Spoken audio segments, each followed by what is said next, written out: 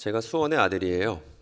제가 나기도 수원에서 났고 자라기도 수원에서 자랐고 지금은 수원을 떠나서 지방에 있습니다만 수원에 제 모든 젊음이 있습니다. 그런데 이렇게 수원에서 함께 예수를 믿는 동역자분들이 지체분들이 말씀 나눌 수 있는 시간을 갖게 될 수 있어서 너무 감사하게 생각하고 만감이 교차합니다. 제가 유년 시절 또 제가 자라오면서 수원에 자라오면서 겪었던 많은 일들이 여기 앉았는데 주마등처럼 막 지나가더라고요. 여러분, 저는 목회자도 아니고 전도사도 아니고 성도입니다. 저 여러분과 같죠. 성도입니다. 그런데 그럼에도 불구하고 제가 전국의 교회를 다니면서 이렇게 하나님의 말씀을 나눌 수 있게 된 계기는 상당히 아픈 계기가 있습니다. 왜냐하면 작금의 조국 교회가 사이비 이단 문제 때문에 신음하고 있고, 교회만 신음하고 있는 게 아니라 우리 주변에 있는 도처 이웃들이 이 사이비 이단 문제 때문에 연인이, 친구가, 가족이 오늘도 눈물을 지새울 날을 보내는 것이 이게 너무나 오래 있었던 문제이기 때문입니다. 추산에 의하면 사이비 이단에 몸담고 있는 사람들이 이 나라에만 200만 명 정도라고 예상들 합니다. 그리고 거기에 연결된 가족들을 생각하면 너무나 마음이 아픈 일입니다. 그리고 저에게 전화 걸어서 상담을 요청하시는 많은 사람들, 또 제가 만났던 수많은 신천지 교인들 생각하면 너무 마음이 답답하고 견디기 힘든 슬픔이 있습니다. 그러던 와중에 방송국에서 연락이 왔고, 제가 신천지 교인들이 어떤 사람들인지에 대해서, 이 문제를 어떻게 바라봐야 되는지에 대해서 코로나 문제와 신천지 문제가 결부되었을 때 방송에 나가게 된 적이 있습니다. 그랬더니 방송 여기저기서 연락이 왔고, 얼굴이 조금 알려지다 보니까 전국에 있는 교회에 호출을 받아서 지금 강연을 하고 있는 상황입니다. 저도 어떻게 되다가 이렇게 됐는지 모르겠어요. 하나님의 발길에 채여서 지금 이 자리까지 와 있습니다. 저도 어려서부터 모태신앙으로 자랐고 교회의 잔뼈가 굵은 사람입니다만, 오늘날 한국 사회에서의 사이비 이단 문제는 교회 교육의 문제이기 때문입니다. 여러분, 오늘 이 얘기를 잘 기억해 주시기 바랍니다. 오늘 내용의 결론이긴 합니다. 대한민국 사이비 이단 문제는 교회 교육의 문제인 거예요. 그래서 많은 우리의 이웃들이 사이비 이단으로 간 건 세뇌 당한 게 아닙니다, 여러분. 세뇌 당하거나 정신적으로 이상한 사람이 된 게 아니에요. 뭐냐면 교회가 가르쳐 왔었던 성경 이야기보다 더 디테일하고 더 탁월한 이야기를 접하게 됐고, 거기에 설득된 사람들이 오늘날 사이비 이단에 몸담고 있는 사람들이다, 이렇게 말할 수 있습니다. 여러분 생각해 보세요. 감리 교회에 있다가 누군가가 신천지에 갔습니다. 장로 교회에 있다가 누군가가 하나님의 교회에 갔어요. 그러면 우리의 사랑하는 교우를 그렇게 잃어버린 거에 대해서 누구에게 책임이 있죠? 만약에 장로 교회에서 그런 일이 벌어졌다면 장로 교회에 책임이 있는 겁니다. 감리 교회에서 그런 일이 벌어졌다면 감리 교회에 책임이 있는 거예요. 그런데 그동안 이단에 관련된 한국 교회 태도와 사역 방향을 생각해 본다면 적대심과 거리두기, 그리고 그 사람들에 대해서 도통 이해할 수 없다는 그런 전래전래, 이런 게 대부분 아니었습니까? 그 결과 어땠냐면 사이비 이단이 한국 교회 증오를 먹고서 더욱더 커졌죠. 이게 우리 작금의 상황이 정확한 원인 분석이라고 생각합니다. 걱정이 됩니다. 좀 있으면 이만희 씨가 죽을 거예요. 이 나라에 있는 10만이나 되는 사람들은 안 죽을 거라고 철석같이 믿고 있지만 하나님께서 한번 정하신 목숨이기 때문에 죽게 될 겁니다. 여러분, 근데 누군가는 저에게 빨리 이만희 씨 죽었으면 좋겠다고 이런 얘기 합니다만, 저는 좀 다른 생각 갖고 있습니다. 왜냐하면 좀 늦게 죽었으면 좋겠어요. 한국 교회가 최소한 준비를 갖출 시간을 벌어야 합니다.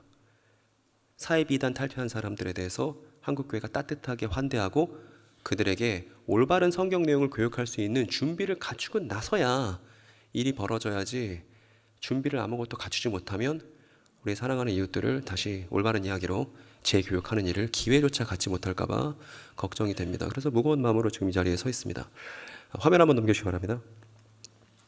여러분, 오늘 제 얘기를 잘 들으면 사이비 이단에 갈까 봐 걱정하실 필요가 없을 거예요. 그런데 교회가, 우리 교인들이 미혹되지 않고 사이비 이단에 가지 않기를 목적으로 한다면 그 목적은 너무나 낮은 성취도입니다. 여러분, 무슨 얘기인지 아세요? 교회에서 사이비 이단 문제가 안 벌어졌으면 좋겠다라고 말하는 건 아주 지나치게 낮은 성취도라는 거예요. 무슨 얘기냐면 교회가 이 문제를 고민했을 때 어디에 성취도를 걸어야 되냐면 그릇된 이야기에 사로잡힌 우리 이웃들을 구해내고, 한 분 하나님에 대한 헛소문이 이 지역사회에 창궐하고 있다면 그 헛소문을 뿌리 뽑을 각오를 하고 이 사역을 대면하는 것이 마땅하다는 것입니다. 근데 전 여러분 제가 말씀드렸잖아요. 오늘 소개할 때 저 목사 아니죠. 전도사 아니죠. 저 누구냐면 예수께 영광스럽게 성령으로 임명받은 성도이기 때문에 지금 제가 말씀드린 이 일은 특수사역이 아니고 성도로서 마땅히 해야만 하는 사역이다. 그렇게 말씀드리고 싶습니다. 제가 이야기 하나 준비해 왔는데 오늘 이야기를 잘 들으면 사이비 이단 갈 걱정 전혀 안 해도 되고 더불어 사이비 이단에 몸담고 있는 사람을 찾아가서 만나고 싶어지실 거예요. 확신하고 있습니다. 그러니까 오늘 얘기를 잘 들어주시고 혹여나 오늘 이야기가 다소간 어렵다면 영상으로도 남길 테니까 몇 번씩 보셔서 잘 성도들 마음속에 내면화하는 그런 시간을 꼭 가셨으면 좋겠습니다. 여러분 그렇게 하실 거예요? 안 하실 거예요? 하실 거면 끄덕끄덕 아니면 절레절레? 좋습니다. 좋습니다. 우리가 시작하고 싶은 얘기는 뭐냐면 제가 퀴즈 하나 내고 싶습니다. 오래된 예언자 한 명 있어요. 아주 오래된 예언자입니다. 근데 되게 유명한 사람이에요. 이 사람 어떤 왕의 꿈을 해몽해 준 것으로 아주 유명한 사람입니다. 제가 D라고 부를게요. 이름 안 부르고 D. 어떤 왕의 꿈을 해몽했냐면 이렇게 얘기하고 시작했습니다. 왕께서 꾸신 꿈이 있는데 그거 앞으로 확실하게 일어날 일들에 관해서 하나님께서 미리 알려주신 겁니다. 이렇게 얘기하고 꿈 해몽을 시작합니다. 어떤 꿈이냐면 4가지 금속이 등장합니다. 금이 있고요. 은이 있고요. 동이 있고 철이 있습니다. 그런데 이 4가지 금속이 뭘 구성하냐 하면 하나의 거대한 우상 신상을 구성하는 꿈이었어요. 그 왕이 꾼 꿈이. 그래서 머리는 금으로 되어 있고 가슴팍은 은으로 되어 있고 그리고 배는 동으로 되어 있고 그리고 다리는 철로 되어 있는 4가지 금속으로 구성된 우상 신상이 꿈에 등장한 겁니다. 그런데 여기서 장면이 전환되는데 어떤 식으로 전환되냐면 돌 하나가 등장해요. 이 돌이 좀 특별한 돌입니다. 이렇게 써 있어요. 사람의 손을 타지 않은 돌이에요. 채석장에 가면 사람들이 다 거기다 손으로 쐐기를 받고 돌을 떠내지 않습니까? 그런데 사람의 손을 타지 않은 채 뜨인 돌 하나가 등장하더니 이 돌이 날아와요. 날아와서 신상에 부딪힙니다. 그리고 신상이 박살이 나서 가루가 됩니다. 그리고 바람이 불어요. 그러니까 가루들이 다 날아갑니다. 그리고 그 자리에 저 돌을 중심으로 한 거대한 돌산이 이렇게 만들어집니다. 그래서 이 돌산이 온 땅을 가득 덮어버려요. 이 환상을 왕이 꿈을 꿨고 이 꿈에 대해서 이 예언자가 해몽을 해준 것입니다. 그리고 이렇게 말하죠. 그 돌에 의해서 우상이 박살나고 그 돌은 큰 산을 이루어 온 땅에 가득할 것입니다. 이렇게 했습니다. 그리고 하나님이 한 왕권을 세워서 이 꿈 해몽의 내용이 뭐냐면 하나님께서 한 왕권을 세워서 영원히 망하지 않게 하실 것이고 다른 백성에게 넘어가지 않을 것입니다. 오히려 그 왕권이 여타 다른 모든 왕권들을 조각내서 끝장내 버릴 것입니다. 라고 꿈 해몽을 해준 것입니다. 그럼 이제 여러분과 제가 어색해질 시간입니다. 여러분 지금 이 예언을 했던 이 해몽을 했던 이 D라는 이니셜을 갖고 있는 이 예언자 이름이 뭔지 아세요? 그렇죠. 다니엘이죠. 대답이 안 나올까 봐 조마조마했습니다만 제가 몇 부라고 말씀 안 드리겠습니다. 대답이 안 나온 부분이 있어서 다니엘입니다. 여러분 다니엘인데 이번에는요 다니엘이 직접 환상을 봤던 경험도 다니엘 7장에 남기고 있습니다. 그 환상 어떤 거냐면 내가 밤에 다니엘이에요. 환상을 보았는데 동서남북 사방에서 하늘로부터 바람이 큰 바다에 불어닥쳤다. 이렇게 얘기 시작합니다. 이렇게 바다가 있고 바람이 불어닥치는 거예요. 그리고 4마리의 짐승이 등장합니다. 어떤 짐승이냐면 바다에서 모양이 서로 다르게 생긴 큰 짐승 4마리가 올라왔는데 첫 번째가 이렇게 생겼대요. 머리는 사자고 이제 날개가 달려있죠. 그런데 이 날개가 뽑히더니 갑자기 이 사자 같은 짐승이 직립보행을 시작합니다. 그러더니 이제 사람의 마음을 갖게 되었다. 뭐 이런 식으로 얘기가 이어집니다. 얘가 첫 번째 짐승이에요. 그리고 두 번째 짐승이 있습니다. 두 번째 짐승은 곰처럼 생겼어요. 근데 입을 보니까 뭐가 있죠? 입에? 뭘 물었죠? 사람의 갈빗대를 묶고 있는 거예요. 사람의 갈빗대를 물고 있는 겁니다. 그러니까 귀엽게 생겼지만 아주 사륙과 공포의 두 번째 짐승이다 할 수 있습니다. 하늘에서 일어나 실컷 고기를 먹으라니까 사람들을 막 도륙하고 있는 그런 장면을 다니엘이 본 것이죠. 그리고 세 번째 짐승은 표범같이 생긴 친구인데 머리가 넷달리고 날개가 달려있는 표범 같은 짐승을 봤습니다. 그리고 네 번째가 가장 무시무시하고 끔찍한 짐승인데 뿔이 10개고 이빨이 쇠로 되어 있는 그런 짐승을 다니엘이 환상 속에서 본 거예요. 그리고 나서 이 다니엘이 직접 경험한 환상에서도 장면이 전환되는데 어떻게 전환되냐면 하나님께서 임재하시고 이 네 마리의 짐승들을 이제 심판할 때가 됐습니다. 그래서 심판하시는데 이 네 마리 짐승 중에 마지막 짐승, 끔찍한 네 번째 짐승은 불구덩이로 들어가고, 그리고 누가 등장하냐면, 잘 보세요 여러분, 인자 같은 이가 등장합니다. 인자 같은 이. 그리고 이 인자 같은 이가 하늘 구름을 타고 와서 어디로 가냐 하면 옛적부터 계신 분께 나아갑니다. 인자 같은 이 옛적부터 계신 분에게 나아가죠. 왜 나아가냐면 여러분, 우리 주기도문 마지막 구절 기억나십니까? 대개 뭐죠? 나라와 권세와 영광이 아버지께 있다는 거죠. 아버지께서 갖고 있는, 옛적부터 계신 하나님 아버지께 갖고 있는, 옛적부터 계신 하나님 아버지께서 배타적으로 소유하고 계시는 그 나라와 권세와 영광을 누구에게 이양하냐면 이제 저 하늘 구름을 타고 온 인자 같은 이에게 이양하는, 그러니까 왕위 대관식이 펼쳐지는 장면을 다니엘이 환상 속에서 본 거예요. 그래서 이렇게 말합니다. 옛부터 계신 분이 인자 같은 이에게 권세와 영광과 나라를 주셔서 민족과 언어가 다른 모든 백성이 그를 경배하게 하셨다. 그 권세는 영원한 권세여서 옮겨가지 않을 것이며 그 나라가 멸망하지 않을 것이다. 즉 그렇게 왕이 대관식이 펼쳐지고 영원한 권세, 그리고 그분을 따르는 성도들이 있는데 그 성도들은 멸망하지 않을 나라를 얻게 된다고 다니엘이 이렇게 환상 속에서 본 걸 얘기를 해줬습니다. 그런데 다니엘이 저 환상을 직접 경험했을 때는 저 내용을 제대로 이해하지 못했대요. 마음속에 번민만 가득했답니다. 그런데 천사가 나타나서 지금 다니엘이 봤었던 환상을 다시 해설해 주는데 뭐라고 해설해 주냐면 이렇게 얘기하더라고요. 이 큰 짐승 네 마리는 땅의 네 왕을 가리키는데, 그러나 가장 높으신 분의 성도들이 나라를 얻을 것이며 어떻게 누려요? 영원히 그것을 누리게 될 거야 라고 다니엘에게 알려줍니다. 이게 다니엘 7장에 나오는 내용이에요. 여러분, 그러면 정의를 보겠습니다. 지금까지 잘 들으셨네요. 정의를 보겠습니다. 아까 금속이 몇 종류였죠? 좋습니다. 4개. 금, 은, 동, 철 있었죠? 그 다음 5번째 뭐가 나왔죠?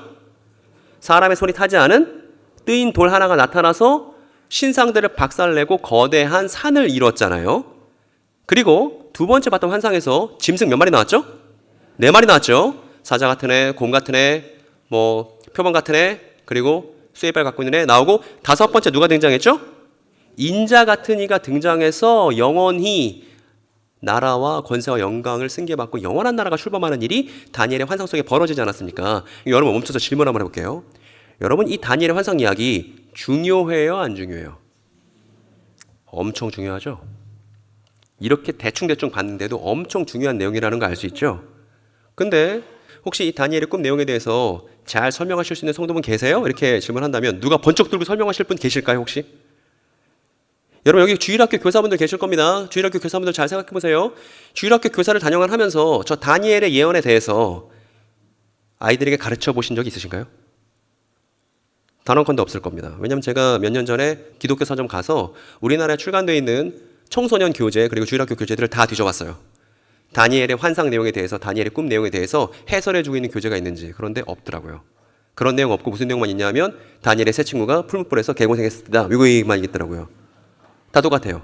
그러니까 지금 우리가 대충대충 봤는데 아주 중요한 내용임에도 불구하고 다니엘의 예언과 그 예언의 성취에 대해서 제대로 교육하고 이거를 표현할 수 있는 성도를 만나는 건 가뭄에 콩나는 일이 됐단 말입니다. 그래서 그냥 교육을 잘 미진하게 했다, 이거로 끝나지 않고, 그랬더니만 사이비 이단들이 다 어떤 이야기 갖고 와요? 저 다니엘 이야기 갖고 와서 우리의 이웃들을 설득하기 시작했다는 거예요. 여러분, 그러면 사이비 이단의 문제는 누구에게 책임이 있는 것이죠? 교회 교육이 미진했던 이 지역사회의 올바른 예언 이야기의 공론화에 열심히 내지 않았던 교회에게 사이비 이단 문제의 책임이 있다고 말할 수밖에 없다는 겁니다. 그거에 하나 예를 여러분께 제시한 거에 지나지 않아요. 그러니까 인자가 왕이 오르면 성도들에게 주어지는 영원한 나라에 대해서 지금 얘기하고 있는데 어마어마하게 중요한 내용인데, 제가 여기서 자세한 해설을 하지도 않았는데도 이게 중요하다는 게 느껴지는데, 그럼에도 불구하고 여기에 대해서 잘 알고 있는 교인들을 만나기가 어렵다는 것입니다. 이게 참 가슴이 아픈 일이다. 답답한 일이다. 보세요. 여기 이제 교회가 있습니다. 여기 여러분이 있어요. 수원성교회 여러분들이 있습니다. 장년 성도도 있고 청년들도 있고 주일학교 친구들도 있는 거예요. 물어보면 글쎄요. 저는 목사님이 아닌데요. 전 신학 전공하지 않았는데요. 이거 어떻게 알 수 있죠? 이런 얘기들을 제가 숱하게 들어왔습니다. 그래서 제가 성도로 남아있는 거예요. 그런 얘기 못하게 하고 싶어서. 여러분, 성도가 본인이 갖고 있는 소망에 대해서 표현하고 말할 수 있는 건 당연한 보통의 성도의 모습입니다.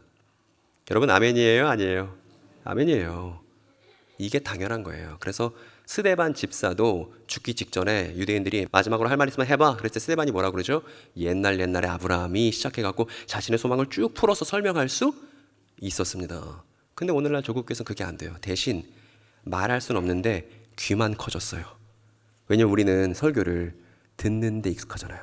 그래서 많이 들었지만 말해보는 경험을 교회에서 가져보지 못했습니다. 그런데 이상하게도 이 정반대로 사이비 이단에서는 뭐 하나 끝나면 다 스피치 훈련합니다.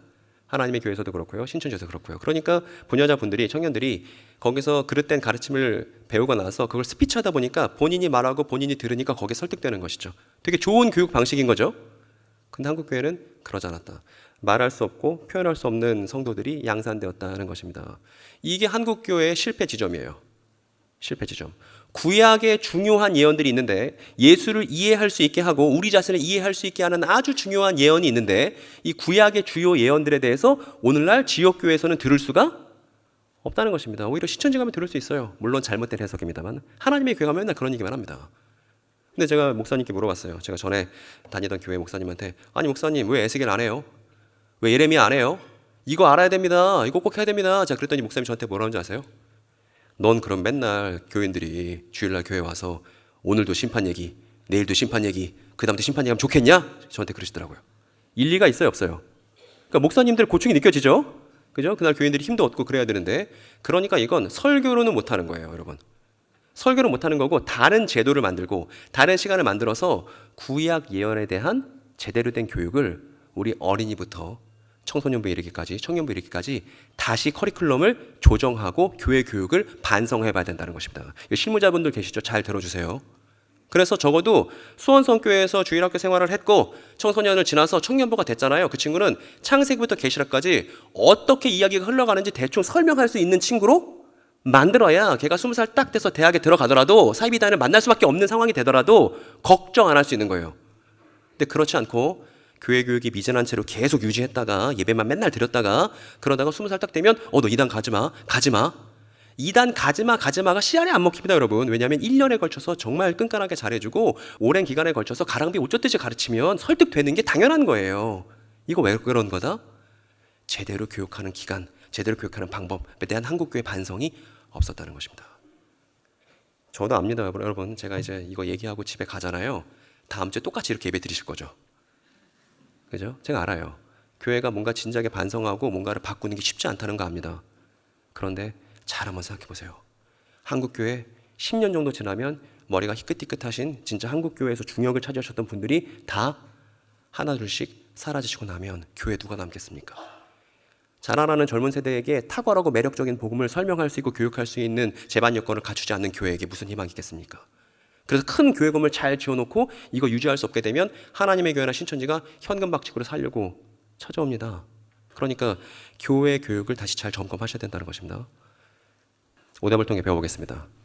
17세기 영국으로 가보겠습니다, 여러분. 17세기 영국으로 가보면 여러분 교회 역사를 잘 공부하면 사이비 이단 문제 아무것도 아니라는 거 우리가 확인해 볼 수 있는데 이 사람은 누구냐면 찰스 1세라는 영국 왕이에요. 그리고 맞은편에 있는 사람은 올리버 크로멜이라는 사람입니다. 여러분 저도 알고 있습니다. 여러분 이제 외국 사람 이름 나오니까 혼미하신 분도 계시죠? 그죠? 이제 정신 이제 점점 이제 혼미해지면서 이게 남의 나라 얘기처럼 남의 나라 얘기 맞지만 여러분 근데 올리버 크로멜과 찰스 1세 사이 어떤 일이 있었는지 우리가 좀 알아볼 필요가 있는데 올리버 크로멜의 군대가 있었고요. 이제 국왕을 따르는 이제 왕립군이 있었죠. 이쪽 올리버 크로멜의 군대는 진보예요. 그리고 개신교인들로 구성되어 있습니다. 그리고 이 사람들은 더 이상 왕이 필요 없다고 하는 의회 정치를 주장하는 사람들이에요. 반대편에는 보수파가 있습니다. 그리고 이 사람들은 가톨릭을 믿는 사람들이에요. 그리고 이 사람들은 왕에 의한 통치를 해야만 한다고 주장하는 사람들입니다. 이 양쪽에서 피비린내 나는 전쟁이 벌어졌습니다. 여러분 이걸 뭐라 그러냐면 청교도 혁명이라 부릅니다. 청교도 혁명. 그리고 역사학자들은 잉글랜드 내전이라 부르고요. 그래서 어떻게 됐냐면 7년간 박터지게 싸우다가 결국 찰스 1세를 처형시킬 수 있게 됐어요. 처형당했죠. 이게 1649년의 일입니다. 그래서 개신교가 이겼어요. 이겼는데 이기고 나니까 저 올리버 크로멜이 왕은 아니지만 이제 왕을 죽였으니까 왕이 필요 없다고 했지만 그래도 나는 잉글랜드 연방의 호국경이 될게 이렇게 했습니다. 왕은 아니지만 왕처럼 행세할 수 있는 호국경으로서 내가 잉글랜드 연방을 다스릴게 이렇게 해서 잉글랜드 연방이 탄생한 거예요. 이게 17세기 영국에서 있었던 일입니다. 여러분 이 얘기 들으시면 이게 대체 다니엘 얘기랑 뭔 상관인가 싶으실 겁니다. 왜냐하면 저 뒤에 올리버 크로멜을 지지했었던 개신교인들 있지 않습니까? 17세기 영국 개신교인들. 이 사람들 어떤 사람들이냐면 다니엘 이야기를 믿고 있었던 사람이에요. 어떤 거였냐면 여러분 보세요. 첫 번째 나라가 있고 두 번째 나라 곰, 세 번째 나라 표범, 네 번째 나라가 있겠죠? 그러면 뜨인 돌의 나라, 사람 손을 타지 않은 그 돌의 나라, 그리고 인자 같은 이가 통치하시는 나라는 몇 번째 나라예요? 다섯 번째 나라죠? 그래서 이 사람들은 다섯 번째 나라가 반드시 도래할 거라고 믿고 있었던 이 사람들 이름을 이렇게 부릅니다. 뭐라 불러요? 제5왕국파라 부르는 사람들이 올리버 크로멜의 군대에 다수 있었습니다. 그런데 영국 개신교 당시 신학자 중에 어떤 사람들이 있었냐면 이 사람 조셉 미드라는 사람이 이 사람이 뭐라고 그랬냐면 제5왕국 앞으로 올 거야. 다니엘이 예언했던 제5왕국이 올 거야. 그리고 로버트 메이틴이라는 신학자는 뭐라고 그랬냐면 여전히 우리의 삶에 고통이 있으므로 아직 다니엘이 예언한 나라는 아직 안 온 거야. 근데 곧 올 거야. 이런 얘기들을 영국 신학자들이 했습니다. 그러니까 여기에 힘입어서 저 제5왕국파가 열심히 제5왕국을 도래시키기 위한 전쟁을 가열차게 벌이고 있었다는 겁니다. 뭘 믿고요? 우리의 싸움을 통해 더 이상 고난이 없는, 고통이 없는 하나님의 나라를 갖고 올 수 있다고 믿고서 말입니다. 여러분 이게 역사 이야기처럼 들리잖아요. 그런데 저는 저게 역사 이야기만으로 보이지 않아요. 왜냐하면 제가 저거랑 똑같은 생각을 갖고 있는 사람들을 너무나 자주 만났거든요. 어떤 사람들이냐면 이런 친구들이요. 지금 신천지교인 친구들이요. 이 친구들 우리가 열심히 전도하면, 열심히 싸워나가면, 한국교회랑 열심히 맞서 싸우면 더 이상 고난이 없는 하나님의 나라를 이 땅에 가져올 수 있다고 믿고 가열차게 움직이는 친구들이 신천지 교인들이거든요. 길거리에서 전단지 나눠주는 하나님의 교회 아주머니들 다 저렇게 생각하고 계시거든요. 저희 집에 찾아오는 여호와의 증인 아저씨 저렇게 믿고 움직이고 있는 것이거든요. 그러니까 제5왕국파의 사례는 오늘날도 계속 반복되고 있는 것입니다. 저게 신천지 경험자의 삶의 동력인 것이죠. 우리가 다니엘 얘기를 우리 중점적으로 하고 있습니다만 요한계시록 17장 얘기를 또 안 할 수 없습니다. 요한계시록에 보면 천사가 사도 요한을 데리고 광야를 보여줘요. 그리고 광야에 보니까 누가 등장하냐면 음란한 여자가 등장합니다.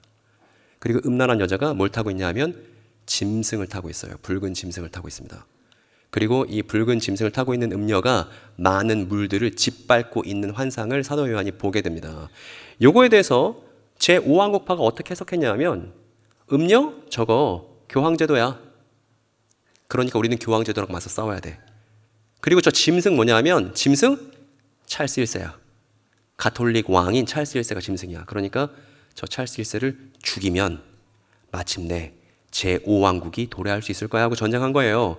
그러니까 여기가 중요한 것이죠. 짐승을 누구로 본 거냐 하면 당대 국왕으로 본 거예요. 음료로 본 겁니다. 짐승으로 본 거예요. 그래서 찰스 1세를 죽이면 인자의 나라, 돌의 나라가 도래할 거라고 믿고서 목숨을 건 전쟁을 펼친 사람들이 제5왕국파다 이겁니다. 이런 거죠. 그런데 무슨 일이 벌어졌냐면 올리버 크로멜이 제5왕국파의 믿음을 배신하고 본인이 왕처럼 행세했잖아요. 물론 왕이라고는 안 했지만 호국경이라고 했지만 그랬더니 제5왕국파의 성경 해석이 달라졌겠죠. 열받았습니다. 아니 왕을 죽이면 인자의 나라가 도래할 줄 알았는데 지가 왕 행세하고 있네 된 거예요. 그럼 어떻게 되냐면 성경 해석이 달라집니다. 짐승이 찰스 1세가 짐승인 줄 알았는데 알고 보니까 누가 짐승이었어요? 크로멜이 진짜 짐승이었네 라고 요한계시록 해석이 달라지는 거예요. 왜 달라지는 거죠? 원수를 식별하려고.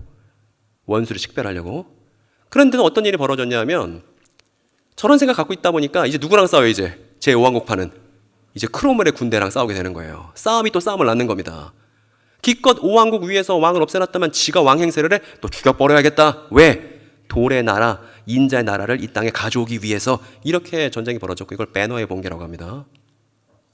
그리고 어떻게 됐냐면 이제 크롬의 군대에 의해서 대부분의 제5왕국파 사람들이 다 죽었어요. 그리고 소수만 남게 됐습니다. 여러분, 이렇게 제5왕국파가 한번 다 멸절하고 나서 소수밖에 안 남았는데 이 사람들은 자기의 생각을 포기했을까요? 안 했을까요? 안 해요. 어떻게 하냐면 크롬웰이 일찍 죽었습니다. 일찍 죽고 찰스 2세가 다시 와서 왕정이 복고됐어요. 그랬더니 이제 제5왕국파 사람들이 뭐라고 했냐면 음료는 교황제도고 찰스 2세가 진짜 짐승이었네. 이게 계속 달라졌다는 겁니다. 그리고 이런 식으로 요한계시록을 계속 해석을 바꿔가면서 원수를 찾고 적을 찾는 건 오늘날도 비일비재하게 벌어지는 일입니다. 어디에서요? 사이비단에서요. 정리해 보겠습니다. 다소 복잡한 내용이기 때문에 정리해 보면 17세기 제5왕국파에 대해서 이렇게 정리하겠습니다. 첫 번째, 그들은 다니엘의 5번째 왕국이 자신들의 시대에 시작될 거라고 믿었습니다. 두 번째, 그들이 바라던 나라는 더 이상 고통이 없는 나라였습니다. 세 번째, 이것을 가로막는 세력은 다니엘에 나오는 괴물이며 요한계시록의 음녀이고 짐승으로 그렇게 성경 해석을 사용했고요. 마지막 네 번째, 그들은 자신들의 싸움이 곧 하나님의 싸움이며 그 싸움을 통해 재림을 앞당길 수 있다고 믿었던 사람들이었습니다. 여러분, 이 제5왕국파 당대 이단으로 규정됐을까요? 안 됐을까요? 어떻게 생각하십니까? 이단이에요. 그러니까 우리가 역사책을 통해서 이걸 확인해 본다면 이렇게 믿는 사람들, 잘못된 믿음이구나, 그릇된 믿음이구나 대번에 확인해 볼 수 있죠. 오늘날에도 이렇게 제5왕국파처럼 믿는 사람들 너무나 많습니다. 이 사람 누구냐면 박광규 씨예요. 본명 박광규. 그리고 가명으로 박명호라는 이름을 씁니다. 여러분 지금은 어떤지 모르겠는데 2년 전만 하더라도 저 박광규 씨의 일이 매스컴을 다 뜨겁게 달궜던 적이 있습니다. 혹시 여러분 돌나라라고 들어보셨어요? 돌나라? 지금 브라질에 이제 거대한 농장을 만들어 놓고 거기에 다 사람들 이주시켜서 거기서 강제 노역시키고 거기서 성문제도 극심하게 벌어지고 있고 어린이들도 많이 죽었죠. 그런 일들이 벌어진 곳이 돌나라입니다. 근데 여러분 이제 짐작이 되십니까? 왜 저 단체 이름이 돌나라인지 짐작이 되세요? 그죠? 짐작되시죠? 왜냐하면 거대 신상이 있는데 이렇게 주장해요. 우리 아까 봤던 얘기잖아요. 다니엘의 그 꿈 해몽. 이렇게 주장합니다. 4가지 금속으로 이루어진 성적으로 음란한 우상을 깨부수는 예언의 돌이 바로 교주인 박광규 씨다. 이렇게 주장합니다. 다니엘 예언에 대한 그릇된 해석이죠. 다니엘 예언에 대한 제대로 된 이야기를 모르면 저게 설득될 수 있다는 겁니다. 여기서 안 끝납니다. 사람이 내가 태어나서 내가 죽고 내가 잘 먹고 잘 살다가 죽는 이런 작은 이야기로는 사람은 만족할 수 없어요. 사람은 세계를 이해하고 싶어하고 역사 인식을 필요로 합니다. 돌나라에서 갖고 있는 역사 인식에 따른 거 아니에요. 세계의 결말이 있는데 결말까지 어떤 과정을 통해서 가게 되냐면 하나, 둘, 셋, 넷, 그리고 5번째 뭐가 등장할 때가 됐어요? 돌의 나라가 등장할 때가 됐죠. 이게 1994년 돌나라 창립이다. 이렇게 박광규 씨가 가르쳐 왔던 것입니다. 그리고 돌나라가 창립되고 나서 이게 점점점 세력이 커지는 게 이제 큰 산을 구성하는 과정이라고 생각한 거죠. 그리고 많은 사람들이 지금도 이걸 믿고 있고 브라질에 지금 있죠. 최근에 유튜브 채널도 열심히 운영하는 걸 제가 봤는데 이 돌나라를 비판하는 사람들, 또 성경 연구자들, 또 그것이 알고 싶다 PD, 내지는 JTBC 이런 돌나라에 대해서 비판적인 방송을 했던 PD들 다 처벌받을 것이라고 그렇게 얘기해 왔습니다. 마치 제5왕국파가 요한계시록을 사용하듯이 말입니다. 똑같은 케이스를 보여드릴게요. 여러분 이분은 누군지 아세요? 제가 잘 그렸습니까? 이분 이제 이만희 씨입니다. 제가 열심히 연구했었던 신천지인데 기실감이 있지 않으세요? 어때요? 이만희 씨는 이렇게 주장합니다. 우상 숭배의 신상을 깨부수는 예언의 말씀을 전하는 약속의 목자가 바로 이만희다. 어때요? 아까랑 똑같죠? 그리고 신천지도 갖고 있는 역사 인식이 있겠죠. 뭐냐면 세계 결말이 있는데 하나 둘 셋 넷 나왔죠. 이제 마침내 뭐가 시작되는 거예요?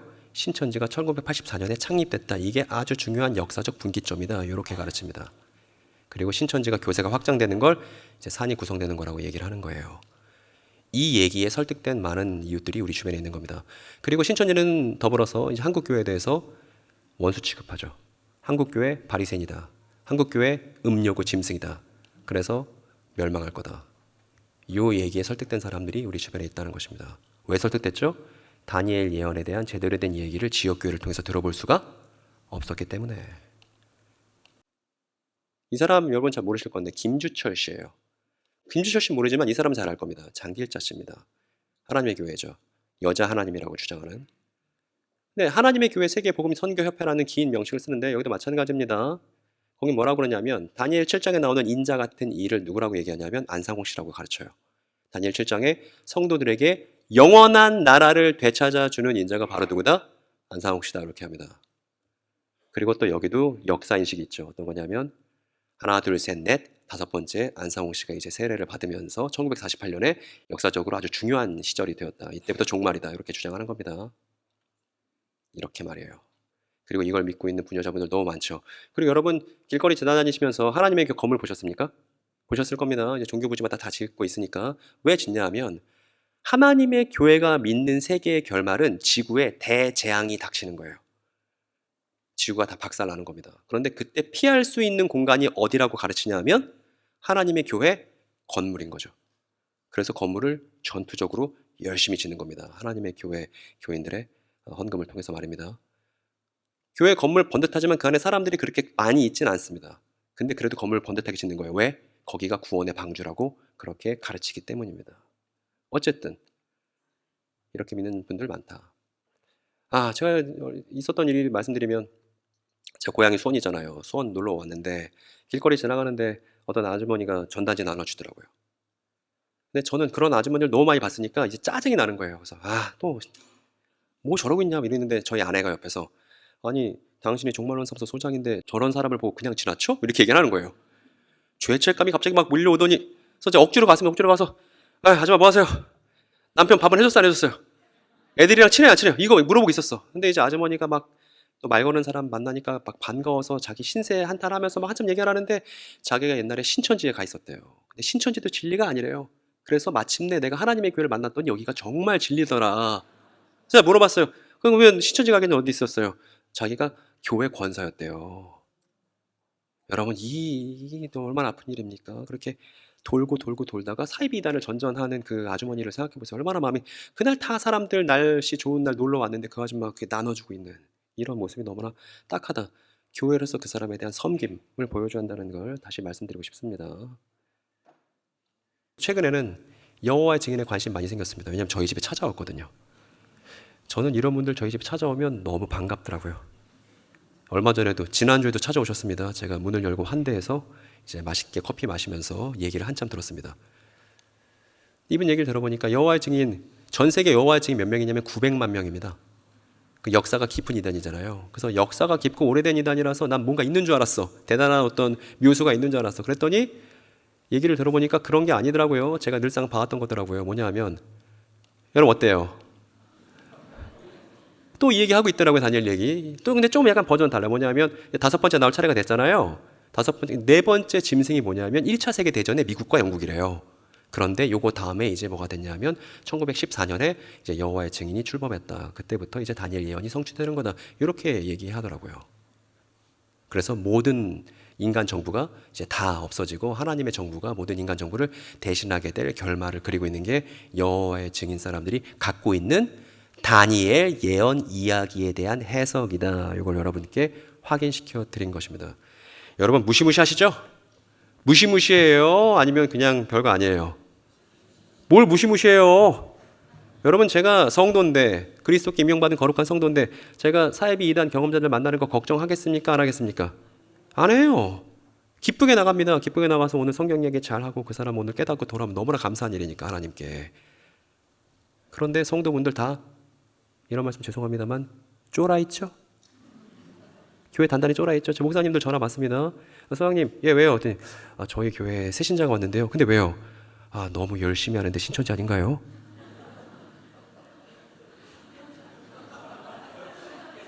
이런다고요. 열심히 하면 신천지예요? 교회는 누가 들어오든 간에 그리스도의 넘치는 따뜻한 환대를 받아야 교회다운 거 아닙니까? 아멘이 아니에요.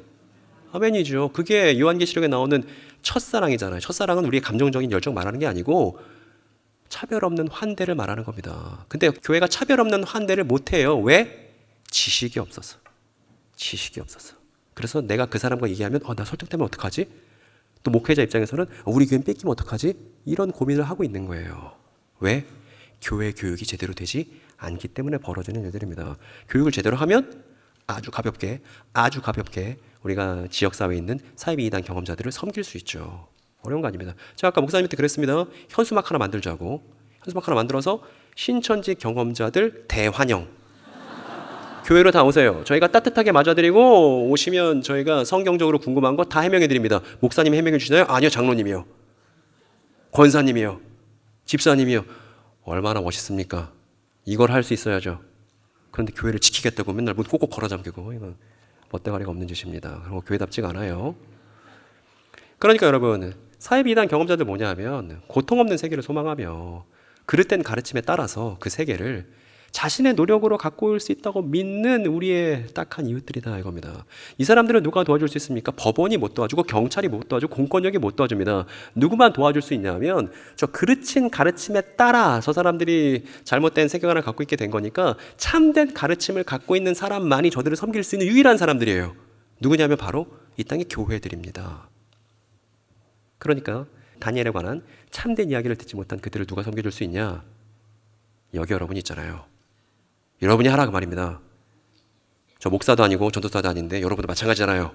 이거 누구나 하는 거예요. 보통의 성도가. 여러분 앞에 있는 거 한번 같이 읽어볼까요? 예언의 내용과 성취에 관해 알고 말할 수 있는 성도가 이단을 경험한 이웃들을 위해 필요합니다. 이게 한국교회 시대적 과제다 이렇게 말할 수 있습니다.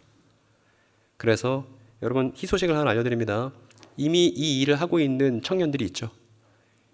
이렇게 사회비단에 몸담고 있는 사람들을 직접 찾아가서 만나서 얘기 나누고 그들의 사연을 들어주고 성경적으로 뭐가 옳고 그런 건지 잘 설명해주는 그런 따뜻한 청년들이 이미 이 대한민국 사회에 있습니다.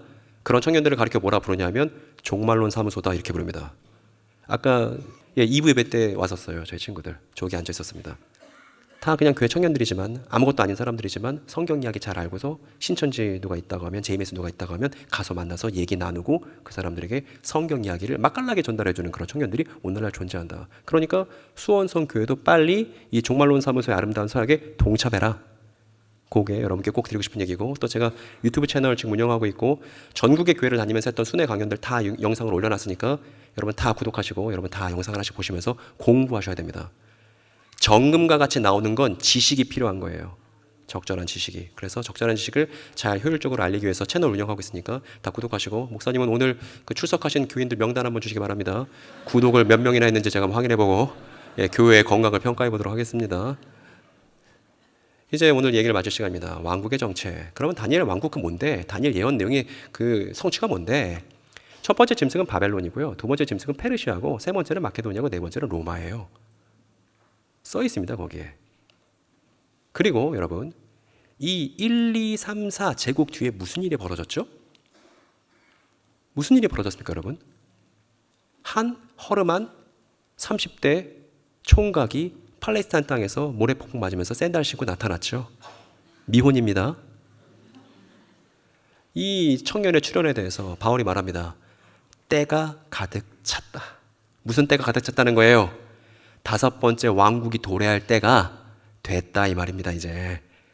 그래서 무슨 일이 벌어졌죠? 저 청년은 정말 끝까지 사랑했어요. 누구조차도, 원수조차도. 그러다 어떻게 됐죠? 원수가 반드시 필요하다는 양쪽 유대 지도자들과 로마 군 사이에 껴서 비명 행사했습니다. 아무도 미워하지 않기 위해서 원수도 사랑했기 때문에 죽임을 당했던 것이죠. 그래서 주변에 있던 측근들조차, 제자들조차 우리 선생님 죽었어, 이제 끝났어. 우리 선생님 죽었어, 이제 망했어. 다 뿔뿔이 다 흩어졌다는 거 아닙니까? 그런데 사흘째 무슨 일이 벌어졌어요, 여러분? 그 전에. 그런데 아까 우리 앞에서 확인했잖아요. 17세기 영국 개신교 신학자 중에 뭐라고 그랬어요? 여전히 우리의 삶에 고통이 있으므로 아직 다니엘이 예언한 나라 오지 않았다라고 했는데 저거 잘못된 겁니다. 왜냐하면 십자가 예수께서 보여주시잖아요. 그 나라는 고난을 통해서 도래한다고 말입니다. 그래서 우린 장로교인이니까 깔뱅도 이런 얘기 한 거예요. 이것도 한번 같이 읽어봅시다. 돌은 그리스도이며 돌산은 복음의 선언을 통해 시작된 그의 나라이다. 그 나라는 세상 권력과 달리 십자가 고난을 통해 믿는 이에게 영원히, 그렇죠.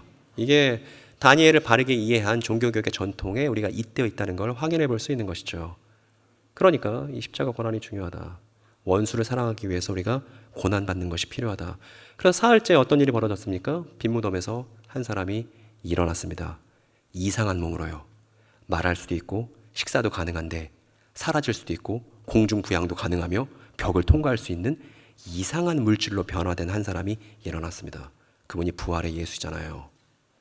그런데 예수께서 부활하시고 40일 동안 제자들에게 이런저런 얘기를 가르치실 때 제자 중에 한 명이 묻습니다. 주님, 바로 이때 당신이 그 나라를 이스라엘에게 돌려주시나요? 아닌가요? 이렇게 물어봤습니다. 여러분, 이렇게 물어본 제자는 다니엘 이야기를 알고 있어요? 모르고 있어요? 잘 알고 있죠? 잘 알고 있으니까 다섯 번째 나라 지금 오는 거예요? 다섯 번째 나라 지금 이스라엘에게 주시는 거예요? 맞아요? 이렇게 물어본 거예요. 근데 예수께서 뭐라고 말씀하시냐면 때들이나, 원문에 복수로 써 있습니다. 때들이나 시간들은 아버지께서 자신의 권한 안에 두신 거야. 그러니까 그걸 깨닫는 건 얘네 권한이 아니야. 대신 뭐에 집중해야 되냐면 너희들은 위로부터 오는 그 성령의 능력을 얻는 것에 주목해야 돼. 이렇게 말씀하십니다. 그러니까 시간 맞추지 말고 성령의 능력에 초점을 맞추라는 거예요. 왜 그런 거냐면 예수께서 공생의 기간 동안 말씀하신 가르침이 있기 때문입니다. 뭐라고 말씀하셨냐면, 그러니까 어떤 사람이 정신적으로 시달리고 있어요. 괴로움을 갖는 사람이 있습니다. 근데 그 사람이 성령의 능력으로 제정신을 찾고 정상이 됐어요. 그러면 우린 그때서야 비로소 깨닫는 거예요. 뭘요? 아, 하나님 나라가 이미 여기에 도래 했구나. 그러니까 하나님 나라가 언제 오는지 신경 쓸 게 아니라 성령의 능력이 발휘되는 그 자리마다 하나님 나라는 이미 도래했다는 거예요. 이게 예수께서 가르쳐 주신 바입니다. 이거는 그리고 예수뿐만 아니라 바울도 똑같은 얘기를 합니다. 뭐라고 하냐면, 이것도 같이 읽어볼까요? 하나님 나라는 먹는 일과 마시는 일이 아니라 성령 안에서 누리는 의와 평화와, 우리가 사랑하며 의와 평화 기쁨을 누릴 때, 성령 안에서 의와 평화 기쁨을 누릴 때 그제서야 아는 거죠. 뭐를요? 아, 여기에 지금 하나님 나라가 도래했구나. 다니엘이 예언했었던 그 위대한 나라가, 오랜 예언에 있었던 그 나라가 이미 우리의 삶에 적용돼 버렸구나, 도래했구나. 마침내 깨닫게 되는 순간입니다. 언제? 성령을 힘입을 때 말입니다. 그러니까 아까 신학자들은 잘못 말한 거예요. 왜? 고통 없는 나라가 아닌 거예요.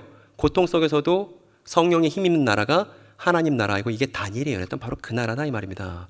그래서 이 말씀을 하신 다음에 예수께서 제자들이 보는 앞에서 들려 올라가십니다.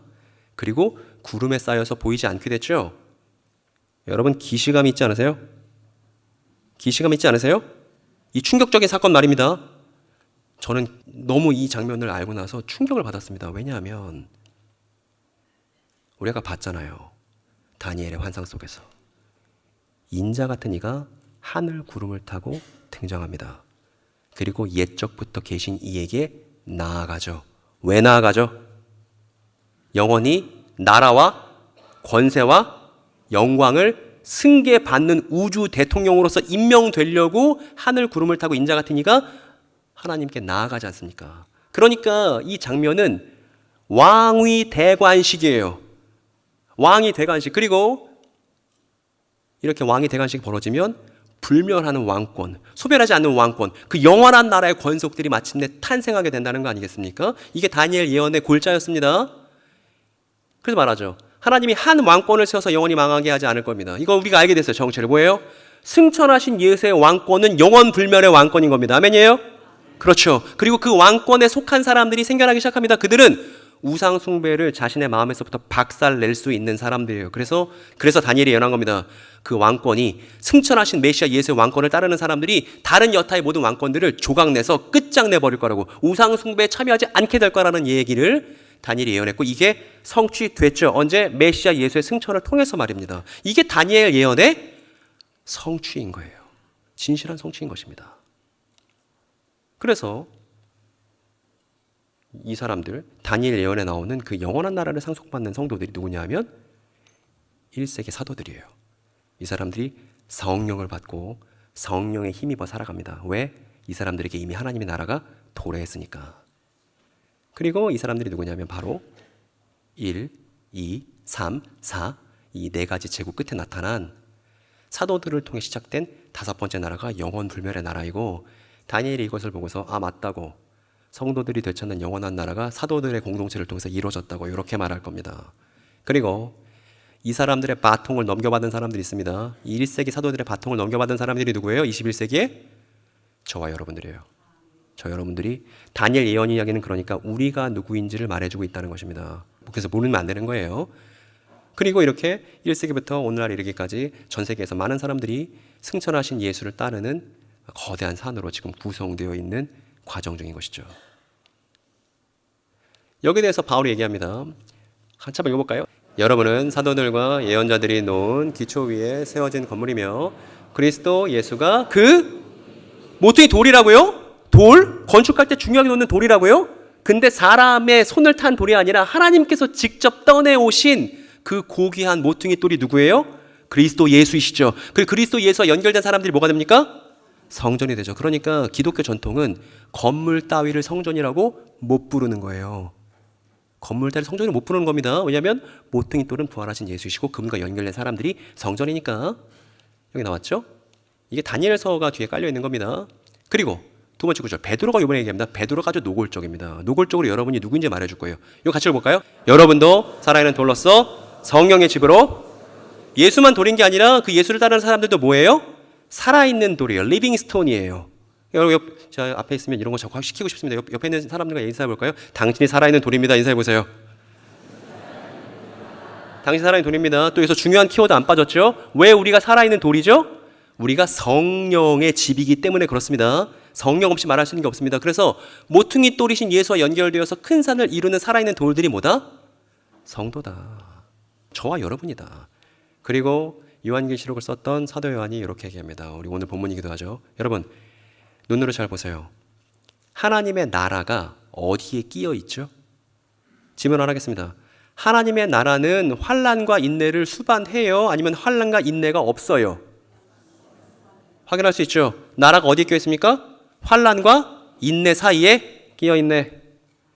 그러니까 환난 없는 나라가 하나님 나라인 게 아닌 거예요. 환난 속에서도 성령의 능력으로 버티고 극복하며 살아갈 수 있는 게 그게 하나님 나라다운 겁니다. 그래서 예언된 나라는 환난과 인내를 동반한다. 그래서 오늘 이야기를 정리하겠습니다. 여러분 제가 목감기입니다. 목감기 눈치채셨나요? 눈치를 못 챘다는 건 제가 진짜 열심히 잘했다는 거죠. 그래서 이제 제가 열심히 했었으니까 여러분들이 애쓸 차례입니다. 제가 노파심에 오늘 했던 이야기를 다 한눈에 한번 정리를 해봤거든요. 이걸 여러분의 목소리를 읽고 여러분이 듣고 여러분 마음에 잘 갈무리 하셨으면 좋겠습니다.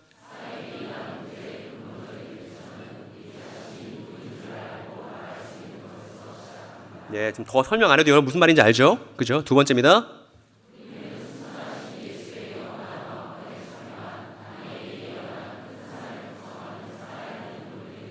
너무나 영광스럽게 아멘입니다. 세 번째.